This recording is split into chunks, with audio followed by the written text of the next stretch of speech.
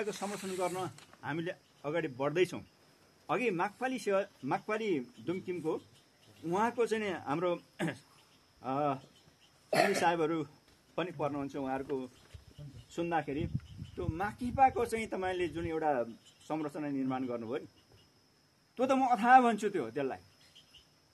हाम्रो सम्पदा संरक्षणमा उहाँहरूले ठुलो हात हाल्नु भएको छ। यही सिम्पानीको दुङकुलुबाट गएको गान्पा र रतेपा लगभग 300-400 वर्षको बिचमा उहाँ माकपा पुगेको। गान्पा र रतेपाको उहाँहरूले कल्पनामा आधारित भए पनि कम्तीमा क्रियातिरकै एउटा अनुहारको एउटा प्रतिमा उहाँले निकाल्नु भएको छ। अनि गान्पा र रतेपाले त्यो माकपासम्म पुर्याउने माकिपा कुकुरको पनि उहाँहरूले प्रतिमा निकाल्नु भएको छ। र त्यहाँ के भन्नुभएको छ भन्दाखेरि त्यो सबै एउटा घेरा हाल्नु भएको छ। र उहाँहरूको त्यतिखेरको योजना के थियो भन्दाखेरि अहिले सिमल चाहिँ यो लोप उन्मुख छ, त्यो सिधै त्यो गुर्दुम डाँडा त्यो चाहिँ माथिसम्म चाहिँ सिमल रोप्ने र सिमलको चाहिँ त्यहाँ चाहिँ एउटा बगैँचा बनाउने भनेर उहाँहरूले भन्नुभएको छ। त्यो उहाँहरू कतिको पुग्नुभयो अघि त यहाँ सुनिएन, तर पुग्न आवश्यक छ सिमलको। र त्यो माखिपा कुकुरको र गान्पा र रतैपाको उहाँहरूले जुन एउटा प्रतिमा बनाउनु भएको छ, इतिहासको संरक्षण भनेको यही नै हो। अब त्यसलाई हामीहरूले एउटा चाहिँ होइन हाम्रो स्लिम जस्तो चाहिँ एउटा छुट्टै पत्रिका हामीले निकाल्न सकिन्छ। त्यसको बारेमा एउटा छुट्टै चाहिँ एउटा लेखहरू पनि लेख्न सकिन्छ। त्यसो गरेर चाहिँ हामीसँग अगाडि बढ्न पर्छ हजुर। त्यही सन्दर्भमा हामीले धुमी किराँत फेन्सिङ गठन गरिसकेपछि किप्लासगढीको चाहिँ खोजी भयो। किप्लासगढीमा खोजी गर्दाखेरि हामीले निगुआङले चाहिँ त्यहाँ राज्य गरेको, रोकोबासीहरूले राज्य गरेको, पृथ्वीनारायण शाहको फौजसँग चाहिँ लडेको, भागेको, त्यहाँ चाहिँ 20-30 जना चाहिँ पृथ्वीनारायण शाहको फौजले चाहिँ काटेर चाहिँ मारेको, रगत बहेको यी कथाहरू चाहिँ इतिहासहरू चाहिँ रहेका छन्। अब त्यसलाई हामीले किप्लासगढीलाई हामीले संरक्षण गऱ्यौँ। संरक्षण गर्दाखेरि हामीले अष्टबहादुर राईको नाउँबाट इन्द्र पनि समथिङ हामीले हिस्ट्रीको जग्गा लियौँ। 20मा अलिकति गढी नै भनेर राखिएको जग्गा पनि छ, झन्डै 1 रोपनी जति होला। अनि बाँकी जग्गा चाहिँ हामीले बस्नेत क्षेत्रहरूबाट हामीले 3 लाखमा लियौँ। त्यसो भएको हुनाले हाम्रो किप्लासगढीमा चाहिँ 6 रोपनी 12 आना अहिले जग्गा छ किप्लासगढीमा। त्यो निगुआङको गढीमा चाहिँ 6 रोपनी 12 आना 3 दाम पनि हो। अब त्यहाँ हामीले अलिकति जग्गाहरू यताउता पनि हामीले चाहिँ त्यो सिमानाभन्दा यताउता पनि अलिकति लिएका छौँ। त्यो बिचको गढीको के अरे गढी भनेर राखिएको ठाउँ पनि छ। त्यसो गर्दाखेरि झन्डै 9 रोपनी जग्गा चाहिँ नि हाम्रो त्यहाँ किप्लासगढीमा छ। यति कुरा चाहिँ तपाईँहरूलाई जानकारी हामीले गराउँछौँ तपाईँहरूलाई। धुमी किराँत फेन्सिङकै तर्फबाट भन्छु म चाहिँ है। यदि चाहिँ फेन्सिङ गठन नभएको हो भने यो हुँदैन थियो। एउटा व्यक्तिले गरेर यो साध्य हुँदैन। अर्को उपलब्धि त्यसैभित्र चाहिँ हामीले गढी स्थापित गर्दाखेरि पहिला चाहिँ भङ्गरको काँडाहरूले पुरै घेरेको, ऐसिलो काँडाहरूले पुरै घेरेको, बनमारा भएको सबै रुखपातको हाँगाले चाहिँ सबै छोपेको थियो। त्यसलाई चाहिँ हामीहरूले सबै चाहिँ खोज्ने काम गर्यो। उत्खनन होइन है हजुर, त्यसलाई सरसफाइ गर्ने काम गरियो। यस कार्यमा डिभिजन वन कार्यालय खोटाङले पनि सहयोग गर्यो, किप्लासगढीले पनि सहयोग गर्यो। उसले चाहिँ माध्यमको रूपमा सहयोग गर्यो। हाम्रो कृष्ण राई अध्यक्ष हुनुहुन्थ्यो उहाँ। त्यसो भएको कारणले त्यो सरसफाइ गर्दाखेरि केही ढुङ्गाहरू भेटिए, त्यो यथावत रूपमा अहिले चाहिँ राखिएकै छ। अनि पछाडि पोहोरको साल चाहिँ हामीले पुरातत्व विभागबाट अलिकति फिनान्स पनि भएको थियो। त्यो फिनान्सले हामीलाई गढीलाई चाहिँ संरक्षण गर्ने कार्य गरिएको छ। त्यसो हुँदाखेरि गढीको कस्तो संरचना छ भन्ने बारेमा यहाँहरूले जाँदाखेरि हेर्नु होला। त्यो गढीको संरचना राम्रो आएको छ। त्यहाँभन्दा अहिले दरबारको एरियालाई एउटा पर्खाल मात्रै ठडाइएको छ। कत्रो घर थियो भनेर हामीले भन्न सकिँदैन। पुरातत्वले पनि त्यसलाई चाहिँ पत्ता लगाउन नसक्दो रहेछ। त्यस कारणले लुम्बिनीमा जसरी चाहिँ संरचना बनिएको छ, एउटा पर्खाल मात्रै सानो सानो होइन बनाएर लगिएको छ, त्यस्तै खालको बनाउनु पर्छ भन्ने चाहिँ पुरातत्व विभागको चाहिँ आदेश भएको हुनाले त्यही ढङ्गको चाहिँ हामीले पर्खालहरू उठाएका छौँ। र किप्लासगढीमा अहिले एउटा पर्यटकीय क्षेत्र जस्तो मात्रै भनौँ, अहिले चारैपट्टिबाट मान्छेहरू चाहिँ आउन थाल्नु भएको छ। यो भयो किप्लासगढीको कुरा। यसको इतिहासतिर म अरू गइनँ, लामो हुन्छ यो अहिले। अब म कता मात्रै गएँ भन्दाखेरि अब यो चिनागढीको प्रतिवेदनै पेश गर्नुपर्ने हिजो थियो, हिजो पनि पेश गर्न पाइएन होइन। आज पनि अब मैले चाहिँ हाम्रो चाहिँ के थियो भन्दाखेरि हाम्रो अस्तिको दिनको बैठकमा चाहिँ हाम्रो सदस्य सचिवले पेश गर्ने भन्ने थियो, उहाँ पनि अहिले हुनुहुन्न। मैले खालि के मात्रै भन्दाखेरि चिनागढी चाहिँ 2079 सालदेखि यता हामीले केपिलासगढीको ठ्याक्कै चाहिँ नि पूर्वपट्टि चाहिँ चिनागढी भन्ने छ। त्यो चिनागढी चाहिँ मैदान छ। सम्भवतः हाम्रो बिराठेकीहरू त्यो पुर्खाहरू जनासी राईहरू यता खबुसीतिरको, अनि चाहिँ बिराठेकी भनेको चाहिँ रङ्कासुतर्फको, उङ्गेप भनेको चाहिँ सोत्मतर्फको, लुप्पोतिरको चाहिँ मैले नाउँ भुलेँ 5 जना पुर्खाहरू छन्। 1862 सालमै उनीहरूको जग्गा चाहिँ त्यहाँ थियो। 62 सालको चाहिँ काण्डमा रणबहादुर शाहले पहिले नै राज्यलाई चाहिँ काशी बस्दाखेरि चाहिँ ऋण पारेको अवस्थामा अब यो राज्यले कसरी उकास्ने भनेर भन्दाखेरि अब यो सेनकालमा दिएको जति पनि यस्ता वीरताहरू जागिरको रूपमा दिएका छन् जग्गाहरू अब चाहिँ राज्यले चाहिँ त्यसलाई चाहिँ लिनुपर्छ, खोजी गर्नुपर्छ, त्यसलाई उपयोगमा ल्याउनुपर्छ भनेर यहाँ दौडा पठाएको छन्। दौडा पठाएर आउँदाखेरि दौडा चाहिँ यहाँ चाहिँ खोज्दै आउँदाखेरि एउटा शङ्कर भण्डारीलाई चाहिँ कर्णसेनकै पालामा हुनुपर्छ यहाँ जग्गा दिएको रहेछ जागिरको रूपमा। अब त्यस्तो जग्गाहरू उपयोगमा छ कि छैन भनेर खोज्दै आउँदाखेरि त्यहाँ चाहिँ ठ्याक्कै चाहिँ केपिलासगढी छेउमा आउँदाखेरि चाहिँ अब त्यहाँ जग्गा छ भने त पत्ता लगाए। अब शङ्कर भण्डारीको जग्गा चाहिँ यो कहाँनिर हो भनेर चाहिँ हेर्नु पर्यो। हेर्दाखेरि चाहिँ त्यहाँको वरिपरि बस्ने राईहरूलाई चाहिँ बोलाएछन्। बोलाउँदाखेरि 4-5 जना राईहरूले चाहिँ मेरो पनि जग्गा यहाँ छ, मेरो पनि जग्गा यहाँ छ भन्दाखेरि शङ्कर भण्डारीको सन्धिहारहरू चाहिँ 5 जना राईहरू देखिएका छन् है त्यो बेलामा। र त्यो जग्गा अब के भयो त्यस पछाडि चाहिँ त्यो इतिहास लुप्त छ। खालि त्यहाँ चाहिँ किराँती राईहरूको जग्गा थियो भन्ने मात्रै देखियो। शङ्कर भण्डारीको जग्गा के भयो, राज्यले लियो कि लिएन, तर पछिल्लो समयमा बस्नेतहरूले चाहिँ त्यो जग्गा चाहिँ आफ्नो नाउँमा चाहिँ लिएपछि हामीले अहिलेको अवस्थामा त्यो चिनागढी त्यत्रो राईहरूको जग्गा भएको निगुवाहरूको चाहिँ आफ्नो चाहिँ होइन रैतीहरू होलान् त्यो बेलामा, रोकोवासीहरूको रैतीहरू होलान् उनीहरू। अब त्यो चिनागढीलाई पछाडि हामी आफूले चाहिँ इतिहासको संरक्षणको लागि त्यसलाई चाहिँ लिनुपर्ने भयो। त्यसो भएको हुनाले 79 साल चैत्रतिरबाट हामीले त्यसलाई चाहिँ सुरुवात गऱ्यौँ। दुमीकिराँत राई फन्सिकिमले नै यसलाई सुरुवात गरेको। यद्यपि सुरुवात बाक्सिलाले यो अवधारणा बनायो र दुमीकिराँत राई फन्सिकिमले यसलाई प्रस्तुत गरियो। अध्यक्षज्यू यिनै हुनुहुन्छ, उहाँको फुल सपोर्ट यसमा भएको कारणले गर्दाखेरि उहाँले हामीलाई ब्रोसर बनाउन उहाँले सघाउनु भयो। हाम्रो सुमन राईले पटक पटक उहाँले ब्रोसर उहाँले बनाउनु भयो। त्यसको फाइनल लिस्ट अझ हाम्रो अध्यक्षज्यूले त्यसलाई बनाउनु भयो। सुरुमा ड्राफ्ट म आफूले गरेँ।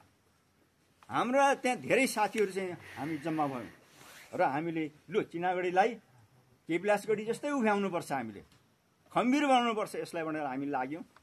र यसरी लाग्दाखेरि अब अहिले हामीले चिनागढीको अभियान अगाडि बढाउँदाखेरि त्योभन्दा 1 साल अगाडि हामीले 2 रुपियाँ 12 आना 2 पैसा 3 दाम जग्गा पनि हामीले लिएका छौँ। त्यो जग्गा लिँदाखेरि अमेरिकामा बस्ने हाम्रो धौलीवीर राईले पठाउनु भएको एक्ज्याक्ट रकम म भन्न सक्दैन, हाम्रो अध्यक्षज्यूलाई पनि त्यो थाहा छ।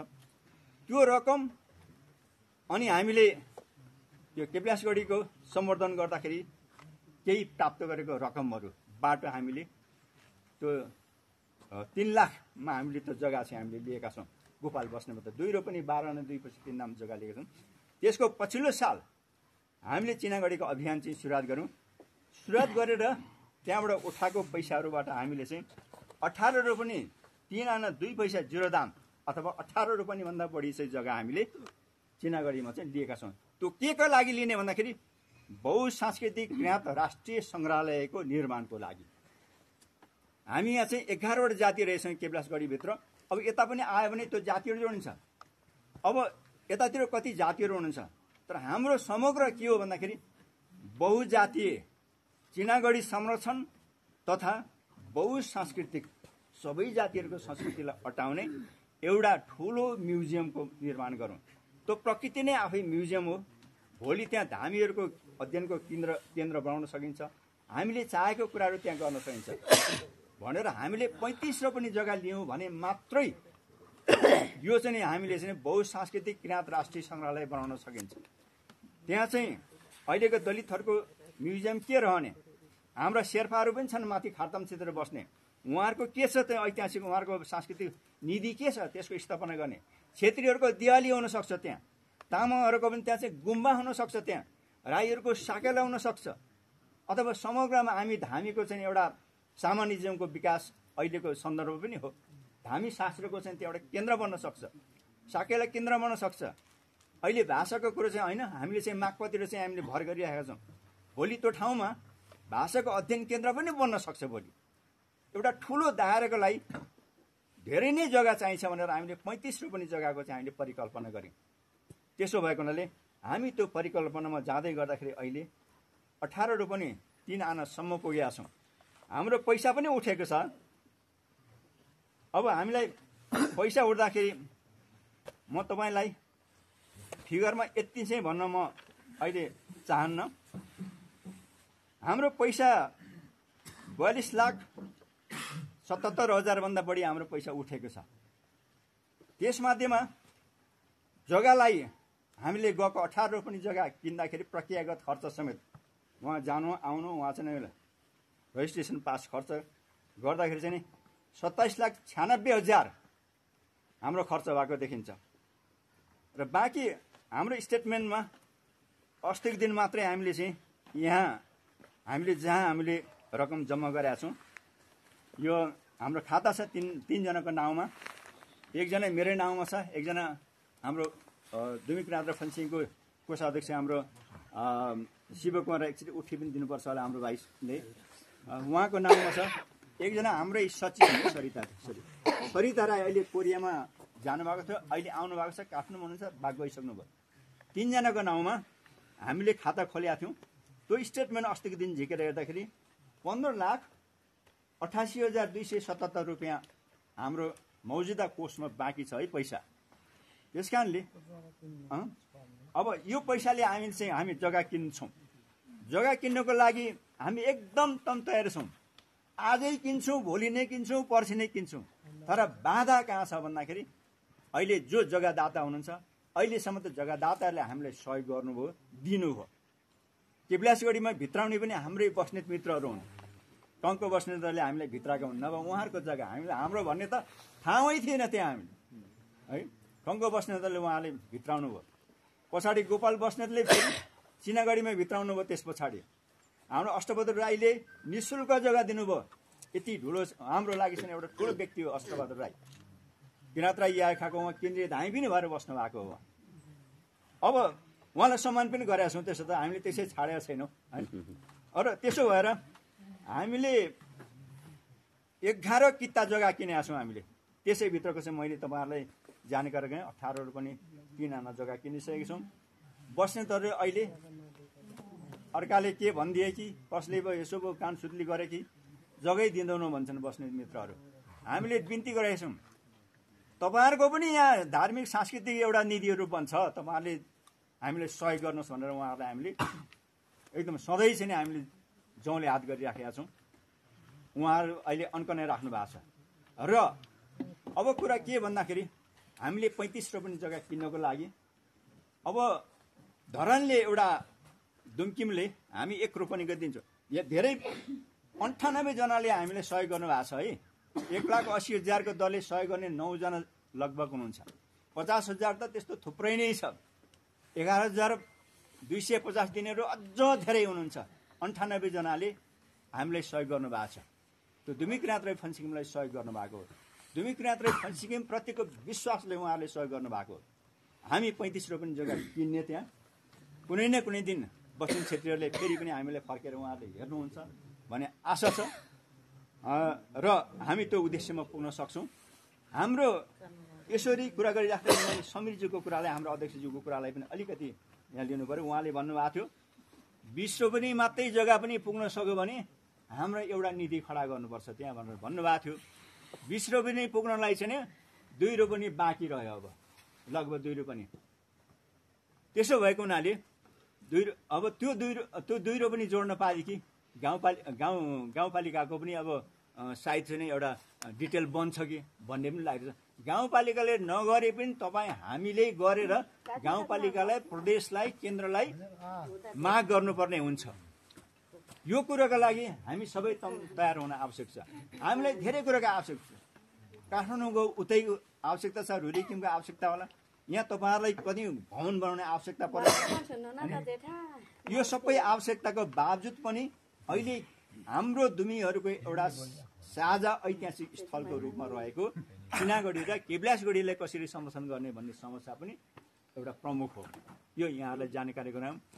जसरी दुमकिम धरानले 1 रोपनी जग्गा किनिदिने भनेर भन्नुभएको छ, तर पठाउनु भएको छैन है पैसा चाहिँ।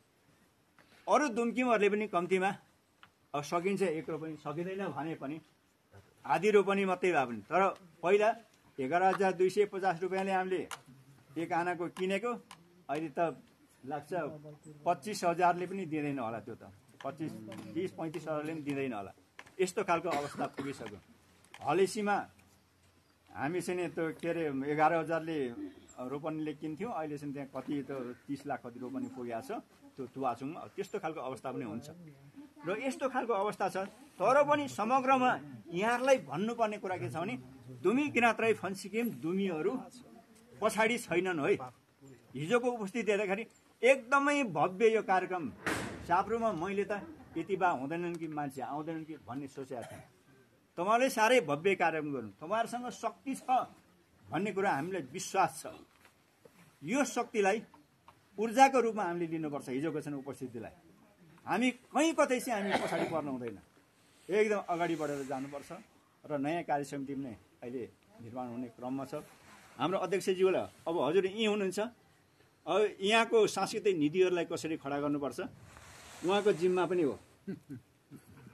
अब यहाँ चाहिँ भाषाको कुरो छ, बाक्सलामै भाषाको कुरोहरू चाहिँ हामीले पढाउन सकिरहेको छैन।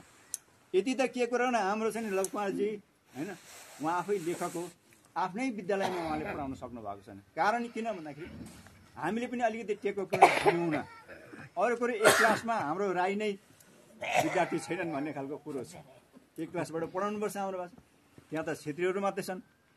तर त्यसो होइन, हाम्रो चाहिँ नि नेपाल सरकारको नीति चाहिँ हाम्रो स्थानीय भाषालाई अध्यापन गराउने भनिसकेपछि त्यहाँ दलितकै छोराछोरी किन नहोस्, क्षेत्रीकै छोराछोरी किन नहोस् है, होइन राईकै चाहिन्छ भन्ने छैन, त्यहाँ सुरुवात गराउनुपर्छ। कम्तीमा राज्यलाई हामीले यसो गऱ्यौँ है भनेर जानुपर्छ कि पर्दैन। यो ठाउँमा पनि त्यही हो, हाम्रो मात्रै 1 क्लासमा चाहिँ होइन, हाम्रो चाहिँ विश्वकर्माका मात्रै बालबच्चाहरू छन् भनेर नभनौँ कि हामी सुरुवात गरौँ त्यसलाई चाहिँ। पारितिर म सुन्छु अब यो नाम किन लिने, अङ्ग्रेजी भाषालाई चाहिँ हाम्रो चाहिँ अब सहायक भाषा बनाएर चाहिँ अब दुई भाषा पढाउनको सट्टा अङ्ग्रेजी भाषा सुरुवात गरिएको अवस्था पनि छ। हामीले खोजेको अङ्ग्रेजी भाषाको चाहिँ विकासको लागि हो कि हाम्रो भाषाको विकासको लागि हो? इतिहास कसको सृजना गर्ने, धर्म संस्कृति कसको चाहिँ बचाएर लाने, हामी कतातिर गइरहेको छौँ? हामीले निर्देशन गर्न नसकेको अवस्था छ यो, हामीले भन्न नसकेको अवस्था छ यो, नेतृत्व दिन